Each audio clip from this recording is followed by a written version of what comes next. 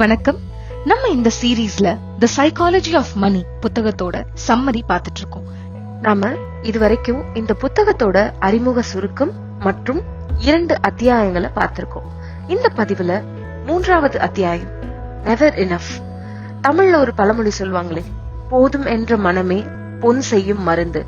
அதை இன்னும் அழுத்தமா சில எக்ஸாம்பிள்ஸோட சொல்லக்கூடியதுதான் இந்த பதிவு. வாங்க வீடியோக்குள்ள போலாம்.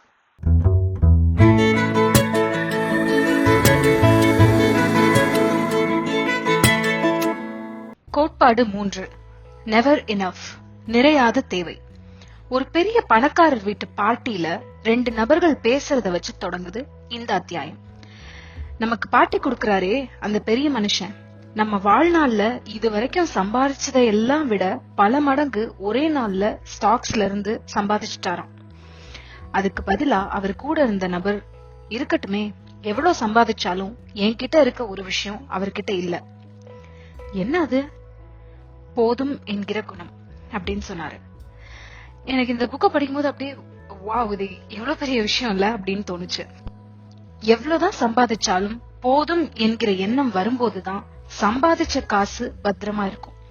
இத புரிஞ்சுக்க ஒரு உண்மை சம்பவத்தை பத்தி புக்ல சொல்லியிருக்காங்க.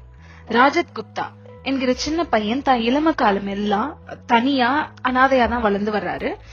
தன்னுடைய 40 வயசுல ஒரு பெரிய கம்பெனிக்கு சிஇஓ ஆகுறாரு.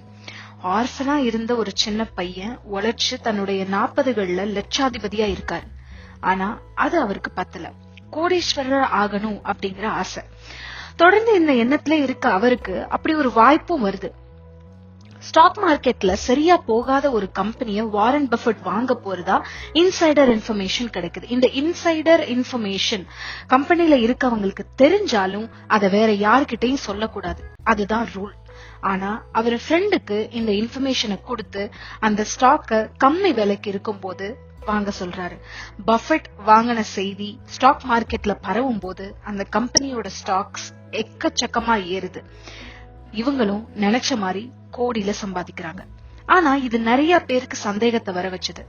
விசாரணையில அவங்க ஜெயிலுக்கும் போறாங்க. தான் இதுவரை சேர்த்து வச்ச காசே போதும் என்கிற எண்ணத்துல வாழ்ந்திருந்தா இந்த நிலை வந்திருக்காது. அவ்வளவு பணத்தை சம்பாதிக்கணும்னு ஆசை, ஆனா அதுக்கான தேவை எதுவும் அவ்வளவு பெருசா இல்ல அவருக்கு. இதுக்காக தான் கிட்ட இருந்த நல்ல பேரு, நல்ல சுற்றம் எல்லாத்தையும் இழந்து மற்றும் கண்டிப்பா தேவையான விஷயங்கள், அட்லீஸ்ட் ஒரு டீசென்ட்டா வாழ்றதுக்கான பணத்தை கூட இழந்து இந்த ரிஸ்க் எடுத்திருக்காரு. இந்த அத்தியாயத்துல இருந்து நாம ஞாபகம் வச்சுக்க வேண்டிய சில விஷயங்கள்.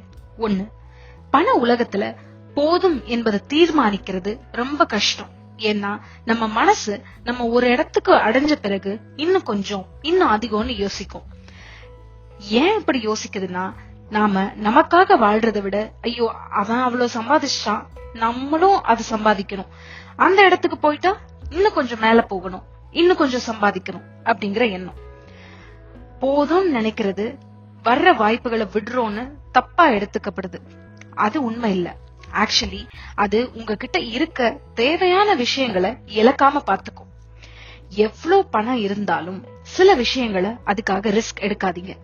உங்க மரியாதை, ஃபேமிலி, உங்க ஃப்ரீடம், உங்க சந்தோஷம், இத ரிஸ்க்ல வச்சுட்டு நீங்க எதுக்காகவோ ஓடி இன்னும் சேர்க்க முயற்சி செய்றீங்கன்னா வேண்டாம், அது வர்த் இல்ல, விட்டுருங்க. There is no reason to risk what you have and need for what you do not have or do not need. உங்களிடம் இல்லாத அல்லது தேவையில்லாதவற்றிற்காக உங்களிடம் உள்ளதையும் தேவையானவற்றையும் பணயம் வைப்பது முட்டாள்தனமாகும். இந்த புத்தகத்தோட முந்தைய அத்தியாயங்களின் சுருக்கத்தை ஒரு பிளேலிஸ்டா கிரியேட் பண்ணி நான் இந்த இடத்துல ஆட் பண்ணிருக்கேன். அதை பத்தி மேலும் தெரிஞ்சுக்க இதை கிளிக் பண்ணி பாருங்க. உங்களுக்கு அது பயனுள்ளதா இருக்கும்னு நான் நம்புறேன். நன்றி.